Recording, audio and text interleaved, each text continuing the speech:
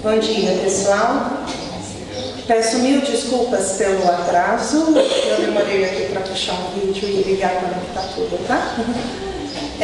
Queria convidar todos vocês a fecharem os olhos, a pensar na presença do nosso irmão maior, serenando os nossos corações, onde Ele nos acolhe e Ele nos lembra que vinde a mim todos vós que estáis cansados e fatigados, que eu vos aliviarei.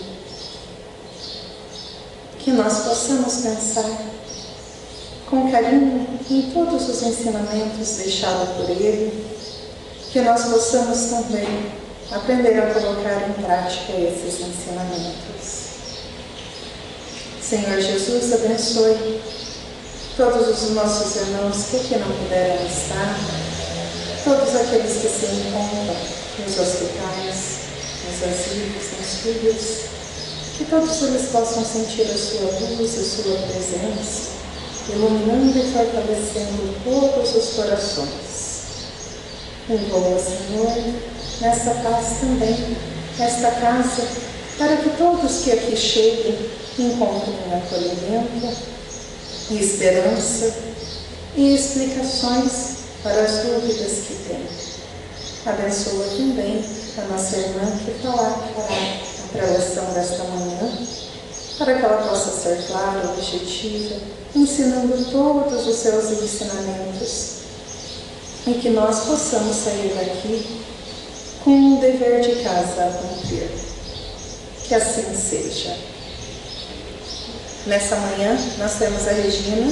A Regina, ela faz parte do grupo de segunda de estudos e ela irá falar sobre os trabalhadores da última hora. Seja bem-vinda, Rê. Obrigada. Bom dia a todos. Então, é com alegria, mas ao mesmo tempo uma responsabilidade muito grande a gente estar aqui deste lado, porque até então a gente está sempre aí, não é? E aqui a responsabilidade é maior. Nós vamos falar de Jesus, dos seus ensinamentos. Então vamos lá, que o nosso Mestre Maior possa nos inspirar nas reflexões dessa manhã, nos envolvendo em sua paz, serenando os nossos corações para que possamos colher as luzes que vêm do mais alto, através dos Espíritos benfeitores que nos acompanham nessa nossa caminhada terrena. E hoje então vamos falar sobre o Evangelho de Jesus, segundo o Espiritismo, que está no capítulo 20, cujo título é Os Trabalhadores da Última Hora. Eu costumo fazer o Evangelho então todos os dias. E há dias atrás, quando abri o Evangelho e caiu nessa página, e eu li o título, não é? Os Trabalhadores da Última Hora. E logo a seguida vem os tópicos. Então estavam lá, os últimos serão os primeiros. E a missão dos espíritas, parei ali para refletir um pouco, mesmo porque essa frase, os últimos serão os primeiros, me deixava sempre em dúvida. Então, muito tempo eu tinha dúvidas sobre essa frase. Como assim, né? Os últimos serão os primeiros. Então, falei, bom, chegou a hora da gente fazer um estudo, de pesquisar o que é isso, né? Para ver se acalenta também o meu coração. E fazendo esses estudos, eu encontrei uma parte de Jesus que encontra um senhor muito rico, e esse senhor pergunta a Jesus: Mestre, o que farei para entrar no reino dos céus? O que farei para ter a vida eterna? E Jesus diz a ele: basta que você siga os mandamentos. E foi descrevendo, falando sobre os mandamentos a essa pessoa. Quando terminou, então, esse jovem senhor disse: mas mestre, eu faço tudo isso. Eu sigo os mandamentos desde a minha juventude. Mas então o que é que me falta para que eu possa ter a vida eterna? E Jesus então lhe disse: se você quer ter a vida eterna, se você quer entrar no reino dos céus, além de você seguir os mandamentos, se queres ser perfeito, então vá, venda tudo que tem, dê aos pobres, aí sim você terá um tesouro no céu. Depois venha e siga-me. Veja bem, ele, apesar de seguir todos os mandamentos, Jesus conhecia o coração dele, sabia que ele era apegado, ele tinha muito apego aos bens materiais, às coisas terrenas, à fortuna que ele havia angariado. Então, para ele era difícil se desfazer disso e seguir Jesus. Então, ele abaixou a cabeça, entristecido, e saiu, afastou-se. Aí Jesus disse aos apóstolos: é mais fácil um camelo passar pelo fundo de uma agulha do que um rico entrar no reino dos céus. Camelo aqui nós sabemos que não se refere ao animal, não é? Na época era usado esse termo que representava um fio muito grosso, tipo uma corda, que era difícil passar pelo fundo da agulha. Então Jesus disse isso por quê? Porque ele conhecia o coração daquela pessoa. Ele sabia, ele seguia os mandamentos, sim, mas ele ainda tinha muito apego. Então para ele era difícil desfazer das coisas terrenas e seguir Jesus. Então Pedro diz para Jesus: Mestre, nós deixamos tudo para segui-lo, e o que será de nós? E aí Jesus diz a Pedro: quando eu voltarei, me sentarei no trono de minha glória, e vocês se assentarão ao meu lado, em 12 tronos, para julgar as 12 tribos de Israel. Mas, já aviso, muitos primeiros serão os últimos, e os últimos serão os primeiros. O que Jesus quer dizer com isso? Os primeiros ensinamentos na vinda de Jesus foi aos judeus. Mas os judeus não creram, eles não aceitaram Jesus como o seu benfeitor maior. Então eles adquiriram aqueles conhecimentos, mas não foram à prática, não vivenciaram. E por último, esses ensinamentos de Deus, a lei de Deus foi passada então aos gentios. Quem eram os gentios? Era um povo que vivia espalhado pelo Império Romano e pouco ou nada eles sabiam sobre as leis de Deus, né? A aliança com Deus. E quando foi passado esses ensinamentos a eles, eles creram, eles confiaram em Jesus, eles modificaram o seu modo de vida e seguiram Jesus, eles vivenciaram aqueles ensinamentos. Então eles foram os últimos, mas foram os primeiros a serem chamados por Jesus, porque eles seguiram, eles fizeram a sua reforma íntima, né? Então eles mudaram. E Jesus diz: os últimos serão os primeiros serão os últimos, porque muitos são os chamados e poucos os escolhidos. Então nós temos que ver que não adianta a gente ter apenas o conhecimento, né? Nós temos que partir para o trabalho-serviço. E Jesus então, para elucidar um pouco mais, ele conta a história de um senhor que tinha uma vinha. E essa história está em Mateus capítulo 20, versículos de 1 a 16, que também está no capítulo 20 do Evangelho segundo o Espiritismo, o qual esse que me chamou a atenção. Então Jesus conta, essa é uma história que eu acho que todos nós conhecemos, não é? É uma história já comum para nós. Mas é sempre bom a gente relembrar e trazer isso para a nossa vida também.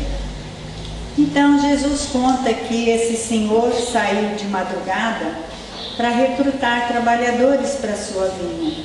Saiu às primeiras horas, encontrando alguns, conversando com eles, ficou acordado que a cada um seria pago uma moeda ou um denário, que era o dinheiro da época, pela jornada de trabalho. E eles foram. Saiu então esse senhor à terceira hora. Fez a mesma coisa, encontrando alguns numa praça, chamou-os para o trabalho na vinha também. E eles foram. Saiu na sexta e na nona hora, fez a mesma coisa, e saiu na 11ª hora. E também encontrou pessoas numa praça, e ele lhes perguntou: mas afinal, o que fazes aí sem trabalhar? Então a esses o Senhor perguntou, já final do dia. E eles lhe responderam: aqui estamos porque ninguém nos convidou, ninguém nos chamou para o trabalho. E ele disse: ide vós também para a minha vinha, e lhes pagarei aquilo que for justo. E eles foram. Chegando ao final do dia, esse senhor então chama a pessoa que era responsável pelos seus negócios e lhe diz: chamai os trabalhadores, pagai a eles uma moeda cada um, começando dos últimos até os primeiros. E assim foi feito. Chamando os últimos trabalhadores, foi-lhes pago uma moeda cada um. Quando chamados os primeiros, eles também receberam uma moeda.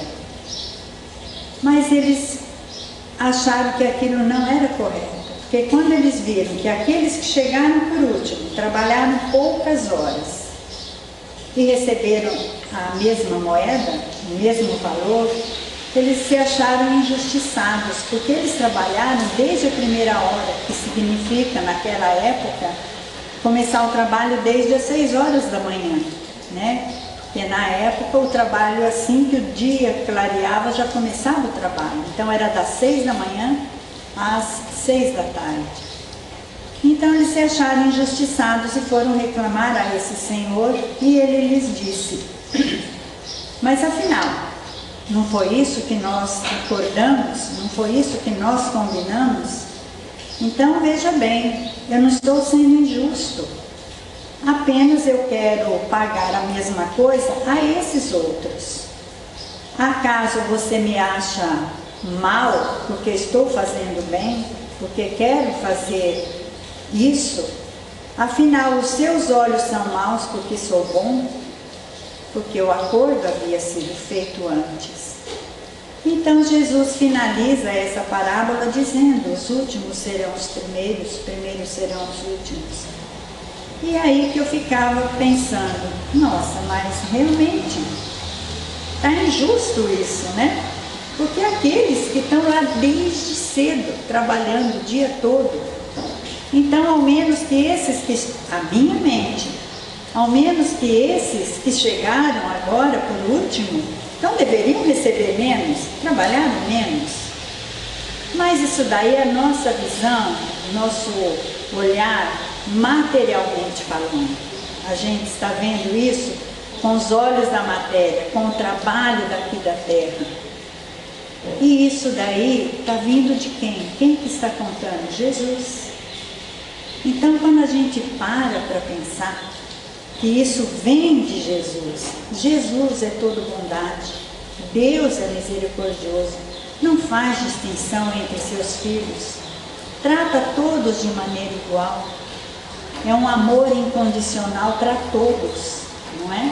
O sol brilha para todos, né? Para os bons e para aqueles que estão equivocados, e Deus ama a todos.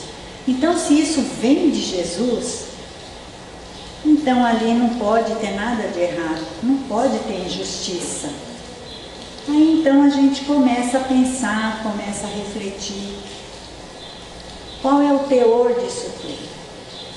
Onde é que está então o que Jesus quer nos passar através disso daí? Aí a gente sabe que quando Jesus ia trazer algum ensinamento, ele sempre ele fazia um quadro comparativo. Então ele sempre comparava alguma coisa da terra, mas não para falar sobre a terra, para falar sobre o quê? Sobre o reino do céu, para falar sobre a nossa verdadeira morada. Então ele sempre começava dizendo: a casa de meu pai é como, e fazia um quadro comparativo. Assim como aqui nessa parábola ele diz: a casa de meu pai é como um trabalhador, né, que tinha uma vinha e saiu a recrutar trabalhadores. Então a gente tem que ver, analisar esse texto com o olhar do espírito e não da matéria. Porque veja bem, enquanto nós estamos aqui pensando na parte material, a gente só vai ver injustiça. Mas aos olhos de Deus não tem injustiça. O que significa isso? Aqueles que chegaram à primeira hora, eles trabalharam sim, mas havia alguma coisa que faltava neles. E Deus que vê o nosso coração, Deus que vê todo o nosso sentimento, Ele viu que aqueles que trabalhavam aquelas primeiras horas, eles trabalharam mais para si, pensando neles mesmos, não pensaram no outro. O que é que eles estavam fazendo ali? Não é como que eu posso dizer? Não é assim a quantidade de horas de trabalho que conta, mas a qualidade dessas horas que conta. Então Jesus viu que aqueles que chegaram por último, eles foram agradecidos. Eles agradeceram a Deus pela oportunidade de ter o trabalho, porque eles estavam vendo que ia findar aquele dia e eles não tinham tido tempo, não tinham tido a oportunidade do trabalho. E ali, mesmo na última hora, que é a 11ª hora, então significava que eles começaram o trabalho às 5 horas da tarde. Mas esse trabalho que eles fizeram, eles aproveitaram o tempo. Então, enquanto outros trabalharam ali 10, 12 horas, eles em 1 hora aproveitaram aquele tempo. Eles trabalharam com gratidão, com amor, com compromisso ali até com os companheiros. Enquanto aqueles das primeiras horas, não, eles pensaram neles, eles foram até egoístas. Porque quando eles viram que os outros chegaram por último e receberam o mesmo valor, eles se acharam injustiçados. Mas Deus, que tudo vê, viu que eles mereciam aquilo. Por quê? Porque eles trabalharam corretamente. Eles se dedicaram ao trabalho. Então é isso que nós temos que entender nessa parábola, não é? Vamos trabalhando, vamos nos espelhando, vamos aprimorando o nosso espírito. Então, para a gente entender um pouco melhor, separei alguns itens para falar um pouquinho sobre a vinha, para falar um pouquinho sobre essas horas, o que significam essas horas para nós, o salário e a missão dos espíritas. Então, falando sobre a vinha, se a gente for prestar atenção, a gente vê que a vinha é um símbolo que aparece muito no Novo Testamento, no Velho Testamento, nas Escrituras. E por que ela é um símbolo recorrente assim na Bíblia e nos Evangelhos? Conta-se que os sábios da antiguidade, eles queriam um elemento material que representasse as coisas do espírito. Então, tudo que eles procuravam, eles percebiam que com o passar do tempo se desintegravam, se deterioravam.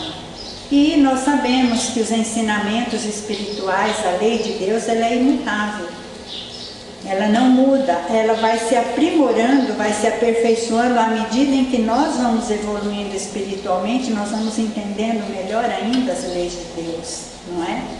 Quanto mais a gente vai se espiritualizando, a gente vai se familiarizando com os ensinamentos de Deus, parece que essas leis vão se aperfeiçoando a cada vez mais. Então, eles estavam com dificuldade de encontrar algum elemento material que representasse os ensinamentos espirituais. Até que um dos sábios lembrou-se do vinho.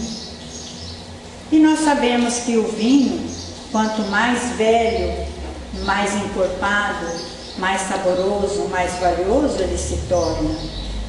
Então, associou-se a videira aos ensinamentos espirituais. E nós sabemos que também há o símbolo da videira, há uma cepa no livro dos Espíritos, em Prolegômenos, que é a síntese do livro, há essa cepa também ali. O que ela representa ali? Essa cepa conta-se que foi a pedido dos Espíritos a Kardec, que se colocasse esse emblema, essa cepa logo ali como que eu vou dizer assim, no alto ali na página, na cabeceira, né? Esse símbolo que foi inclusive desenhado pelos próprios Espíritos. E esse símbolo então é um emblema do trabalho do Criador, trabalho de Deus. Então o que a videira ali representa? É Deus, Espírito e matéria. Então veja bem, assim como o vinho, ele é depurado, né? Os grãos são depurados até transformar-se em licor, então assim também é a nossa vida. Porque nós sabemos que a videira representa o elo entre os ensinamentos espirituais, né? A matéria e o espírito. Então, veja bem, assim como nós de encarnação em encarnação vamos nos depurando, vamos nos lapidando, assim também é a fabricação do vinho. É interessante essa comparação, porque os grãos da uva, eles vão sendo pisoteados, eles vão sendo macerados até que se separa o licor. Assim nós, a cada encarnação, nós também vamos evoluindo. Então nessa parábola, quem é o Senhor da vinha na parábola? Nessa parábola o Senhor da vinha é o Criador, é Deus. Quem é esse administrador que aparece? Jesus. E quem é a vinha? O que é a vinha ali? A vinha representa então para nós o planeta Terra. Jesus é o nosso administrador. Nós sabemos que Deus, Ele é o Criador de todo o universo, não é? Mas cada planeta tem o seu administrador e o nosso Cristo planetário é Jesus. Então Ele é o administrador dessa vinha Terra. Aí a gente sabe também que a cepa representa o corpo, o licor representa o espírito e os grãos representam o quê? Representa a nossa alma. O que é a nossa alma? É a união do espírito à matéria. Então aí, assim como se dá a depuração na fabricação do vinho, através da depuração, assim somos também nós, com as nossas reencarnações. Então veja bem, o que é que nós devemos fazer? Não é apenas a gente ficar, então, quando a gente lê uma parábola, eu falo isso para eu mesma ouvir, porque a mim é difícil entender as parábolas de Jesus. Eu tenho essa dificuldade. Então é por isso que agora eu acho que está havendo esse despertamento. Então agora eu passo a ter mais interesse em buscar esses conhecimentos. Porque até aqui eu estava assim apenas como uma ouvinte. E nós já passamos dessa fase. Eu acho que agora nós temos que buscar o conhecimento. Buscando o conhecimento para que a gente possa partir para a ação, para que a gente trabalhe mesmo na seara de Deus, mas que a gente trabalhe com amor, com convicção, sabendo aquilo que nós estamos fazendo. E que não estamos fazendo algo para agradar a alguém, estamos fazendo de coração, abrindo o nosso coração. E o que é que a gente precisa? Não é? Precisamos primeiro despertar o amor em cada um de nós. Então, falando já um pouco sobre a vinha, que significam então essas horas. Essas horas nós temos assim, podemos interpretar de várias maneiras. Sabemos que quantos que vieram desde Moisés, né? Os profetas, quantos que vieram, os sábios, veio Jesus, não é? Os apóstolos, quantos que nós temos aí hoje, contemporâneos nossos, que trazem esses ensinamentos de Jesus, que estão vencendo, que estão lapidando os seus espíritos. Então nós já temos exemplos a seguir, apesar de que nós sabemos que o nosso exemplo maior é Jesus. Ele é o nosso mestre e o nosso guia, mas é difícil segui-lo, não é? É muito difícil, porque essa porta de Jesus, ela é estreita, então ali nos amedronta um pouco. Mas quando a gente começa a trabalhar com Jesus, a gente fica fortalecido e essa porta vai se alargando. E ao contrário, as coisas da terra, a porta é larga, mas no final o que vai acontecendo? Não é? Ela vai se tornando estreita. Então nós temos que fazer a nossa escolha, o que é que nós queremos. Então essas horas nós podemos também interpretá-la, eu separei aqui, de três maneiras, não é? A primeira, nós podemos interpretar essas horas como um período na mesma encarnação. Então há pessoas que se despertam para os ensinamentos de Deus mais jovens, né? Já começam a ter aquele interesse pelo estudo do Evangelho, já começam a se interessar mais para esses conhecimentos. E há pessoas que só despertam numa fase mais adulta, a Regina, né? Já começam a despertar mais adulta ou até numa idade mais avançada, mas que corre atrás desse prejuízo. Então vai lutar, vai se dedicar, não é? Vai aproveitar esse tempo que tem para esse trabalho, não é? Então, nós podemos analisar por esse lado. Podemos também interpretar como as nossas sucessões, as nossas encarnações sucessivas. Nós sabemos que não estamos aqui pela primeira vez. Quantas encarnações nós já tivemos? Quantas vezes Jesus já nos convidou para trabalhar na sua seara? E a gente estava mais envolvido com as coisas terrenas, com os prazeres da terra. A gente não se preocupou com a nossa evolução espiritual.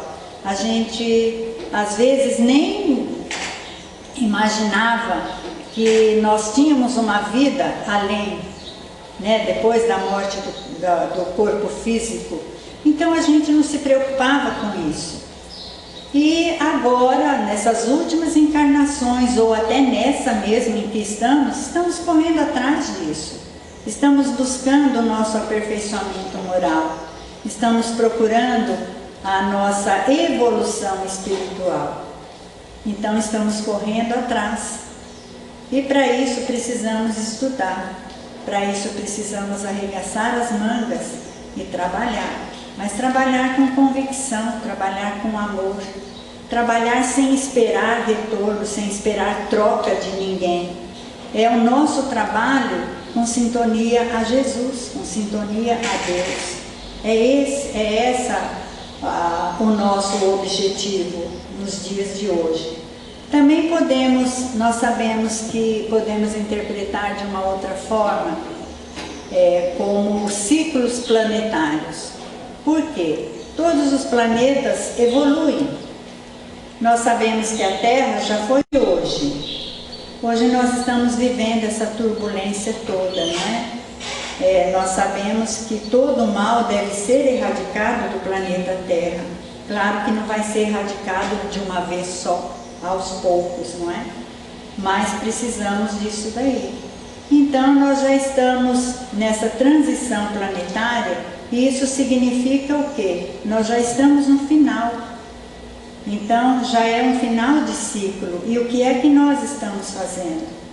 O que a gente tem feito para melhorar pelo menos o nosso cotidiano, pelo menos ao mundo em que nós estamos vivendo, ao nosso redor. Nós não vamos mudar o mundo, mas nós podemos mudar aquele ambiente em que nós estamos. E o que é que nós temos feito? Será que a gente já pensou quantas vezes, aliás, o quanto a gente pediu para estarmos aqui reencarnados nesse período de transição? Porque se a gente teve a oportunidade de participar do nosso plano reencarnatório, a gente sabia que nós íamos passar por tudo isso. E o que é que nós temos feito com tudo isso? Eu me lembro de uma história que eu gosto muito, e às vezes eu trago ela para mim, né? Às vezes quando a gente está meio assim, cabisbaixo. Me lembro muito da história do beija-flor que levava água com seu biquinho para apagar o incêndio da floresta. Será que nós estamos imitando esse beija-flor? Será que estamos fazendo a nossa parte nesse período de transição? Então esse é o nosso trabalho. Nós temos, se nós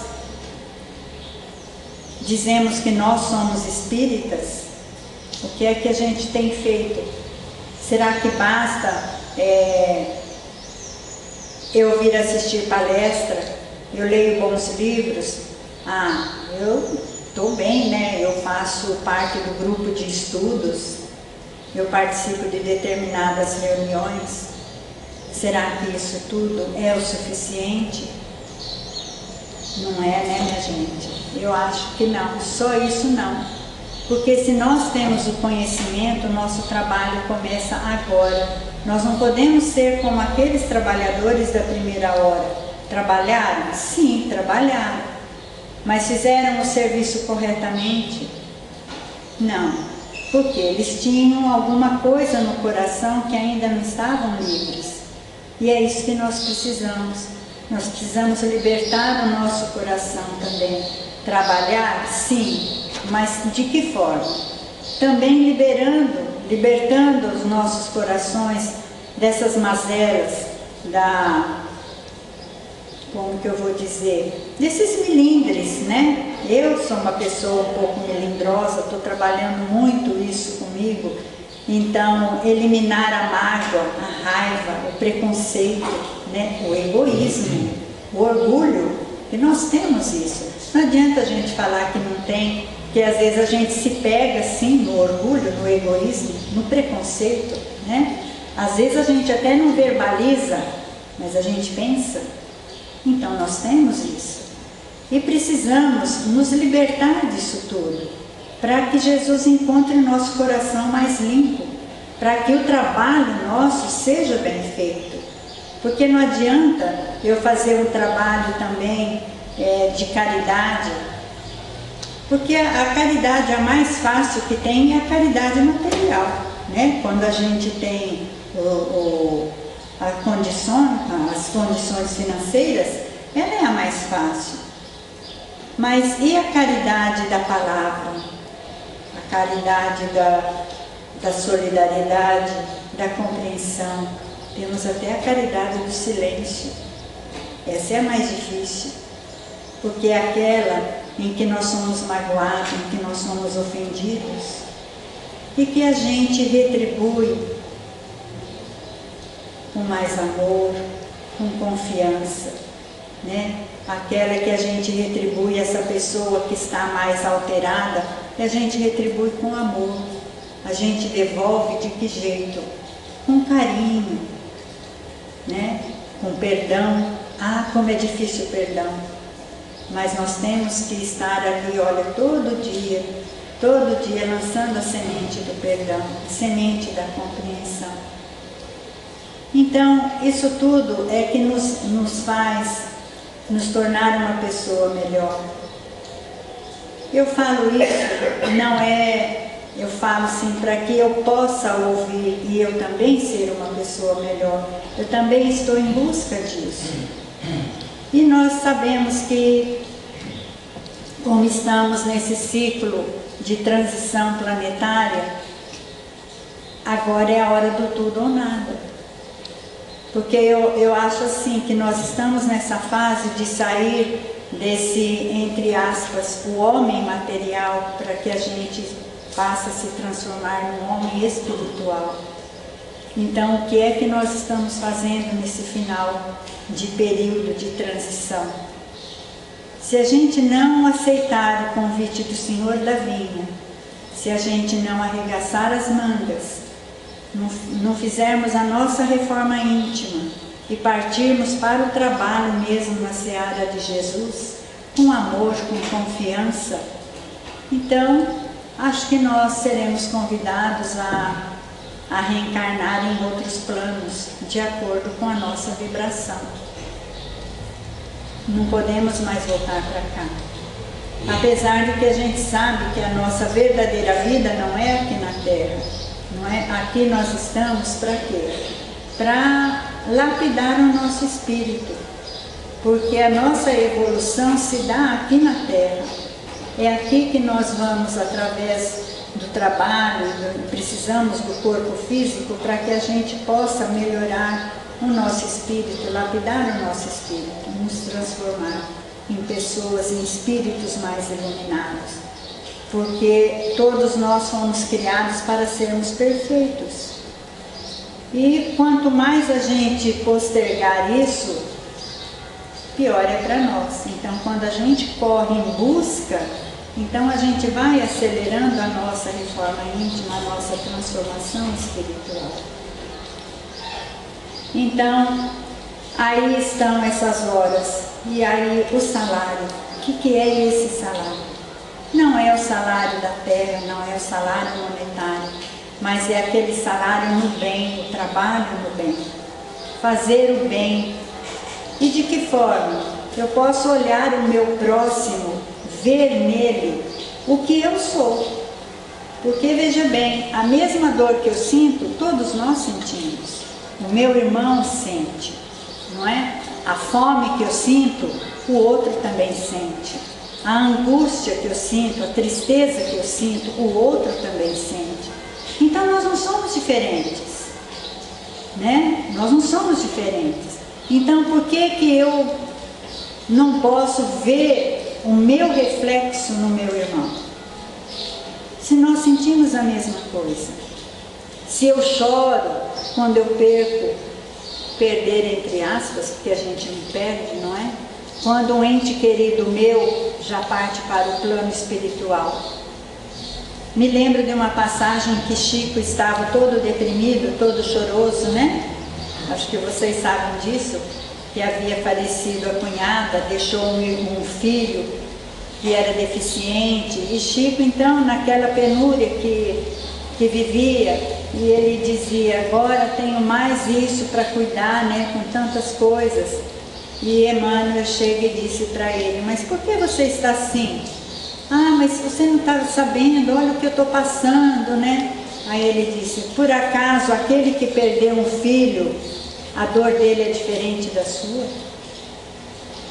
A gente não para pensar nisso. Então a mesma dor que eu sinto, o outro também sente. E aí tem aquele ditado, né? Que a gente guarda a nossa dor no bolso para ir atender a dor do outro. Então nós temos que enxergar no nosso irmão aquilo que nós somos. E principalmente, o Deus que habita em mim, habita em cada um dos outros. Então se a gente passar a ver o nosso próximo por esse ângulo, por esse olhar, aí nós estamos começando a aprender a amar o próximo. E é isso que Jesus espera de nós. Então nós temos que passar a trabalhar esse lado, o lado do amor em cada um de nós. Não é somente fazendo então a caridade, é libertar também o nosso coração, não é? Aí nós temos também como que nós vamos trabalhar isso daí, a caridade.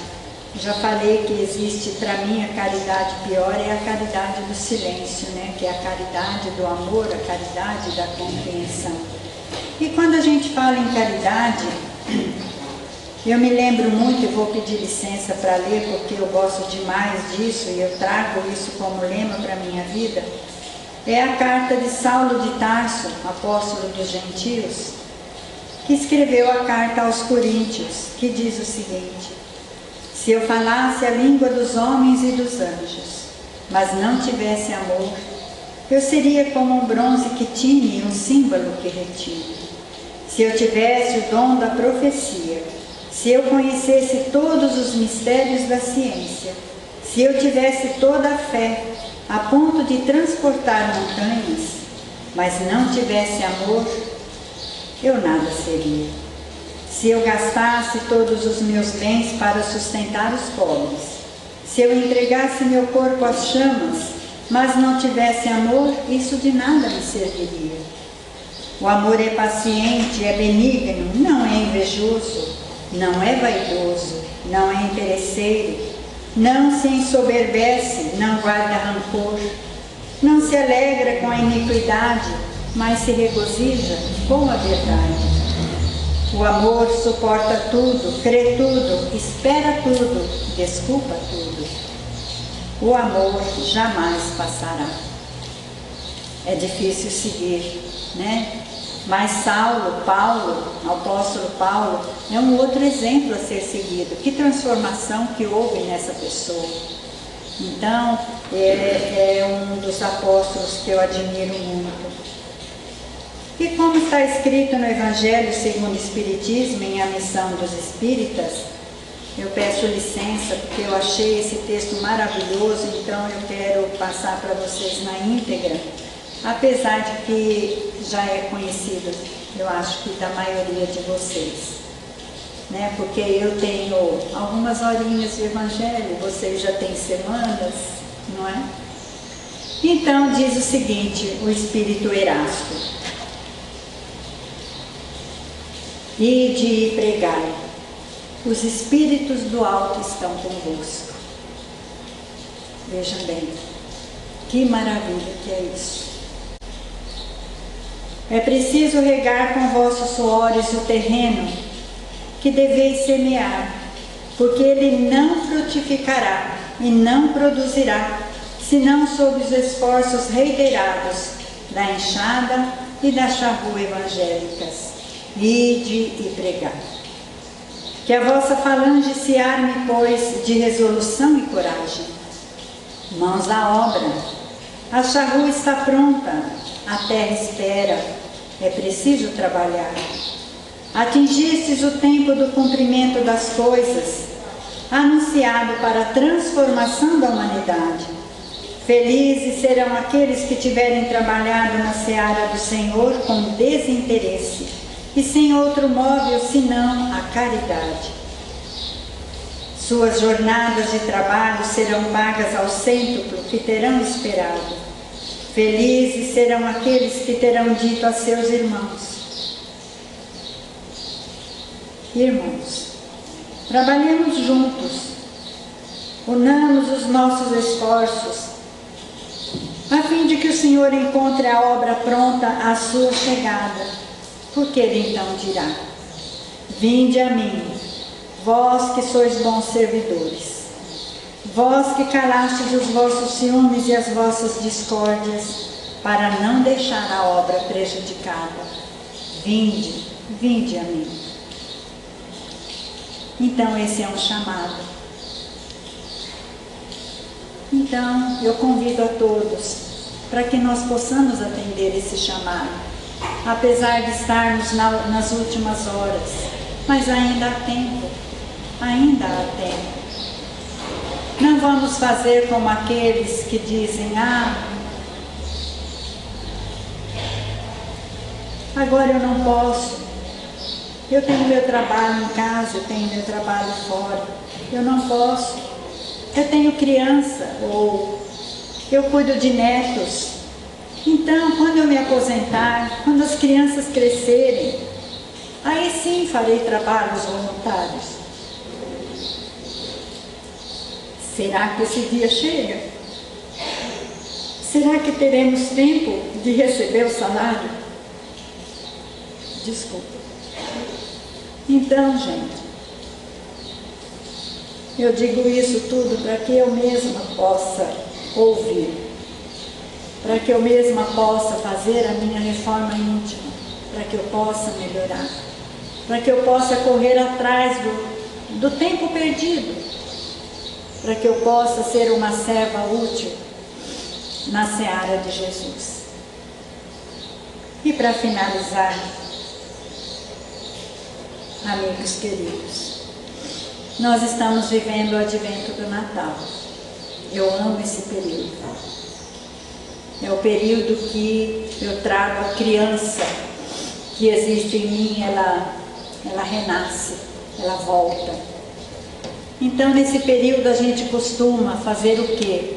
Fazemos faxina em casa, não é? A gente quer limpar tudo, quer enfeitar a casa, né? Para a chegada do Natal, para recebermos nossos amigos, nossos parentes. Mas o que é mais importante? O mais importante é a gente fazer a faxina em nosso coração, na nossa mente, para que a gente possa receber o homenageado principal, que é Jesus, não é o Papai Noel, porque hoje em dia é o Papai Noel que está em evidência, e não. Então nós temos que fazer a limpeza, a nossa reforma íntima, para que Jesus encontre o nosso coração mais puro, mais livre,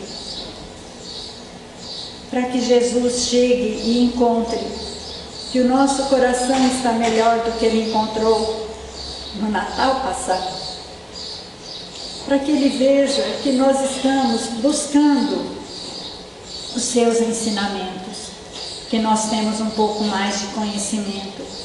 Então, se nós temos esse conhecimento, nós temos que partir para o trabalho, partirmos para a ação. Que sejamos então caridosos, solidários, né? Que possamos fazer a nossa caridade, porque sabemos que a caridade é que nos leva ao caminho da perfeição.